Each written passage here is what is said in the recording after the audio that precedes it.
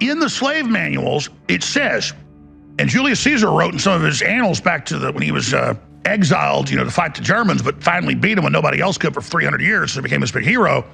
They'd roll in and they'd say, to a fortress, it was usually wooden fortresses, to the Germans, all right, you got a week to give up and to give us all this tribute of cattle and horses, and a bunch of your men got to go join our legion, and you got to give us this tribute, or in a week or two, they give them a number, we're going to burn everything down, we're going to kill every man down to age 11, and we're going to ship all your women and children off as slaves to Rome. They just show up and they say, you got a week, you got two, it would vary, you got a month, and then we're going to burn everything down and we're going to kill everybody.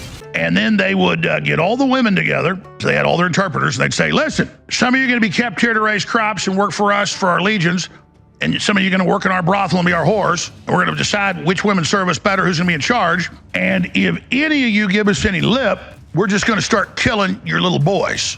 So out of love, the white house slaves would be the biggest oppressor. And they figured out the psychology, and the Romans had it all down. And that's the same thing. So feminism, that's what it is. It's the house slave. Every major corporation of the Fortune 100 and almost every major government and the big think tanks and the tax-free foundations are robber barons. And by the 1880s, they developed out of the theory of eugenics from the 1850s, the modern update on it came from Plato and the Greeks, of social Darwinism, meaning no matter how evil, how destructive, how horrible you are to the general public, you are the apex predator as the globalist, as the robber barons, as the British Empire, as Cecil Rhodes, as J.P. Morgan, as Lord Rothschild.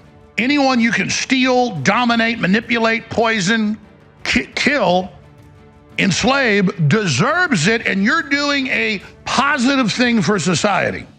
It's a twist on that which doesn't kill you only makes you stronger.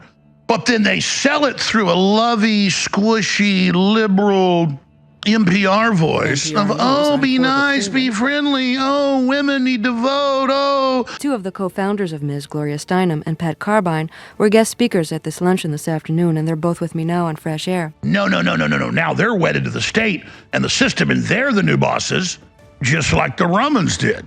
Gloria Steinem said, if you don't go out to work, you betray the movement of feminism. You betray the women's rights movement. Babies will be fine. Don't worry about them. Put them into daycare. Give them to a babysitter. You need to go out to work. You need to be soldiers in this war that we're waging. And women just soaked it up.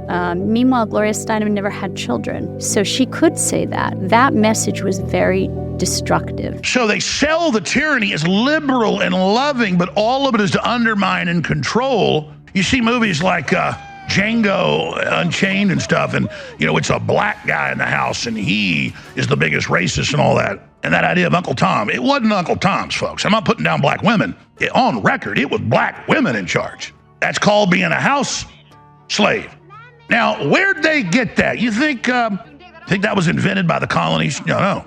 All over the world, including Africa, where they still have slavery, it was the same institution. In Libya, hundreds of immigrants along North Africa migrants' routes are being bought and sold in an open slave market. So listen carefully.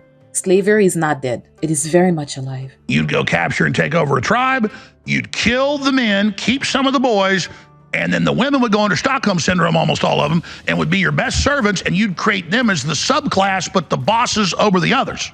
It's the same thing over and over and over again. So you can talk to a feminist, you can talk to all these brainwashed people, and they feel like they're part of the power structure, and they're in the system. This system is designed to make you stupid and alone and enslaved and finally dead. Just don't look at me because I'm white and tell me I'm some like superstar slave master.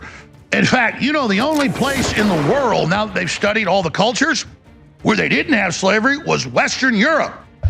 Africa had slavery. Asia had slavery. Mesoamerica was based on slavery, and they sacrificed the slaves. What you've been taught about white people is absolute horseshit from one end to another.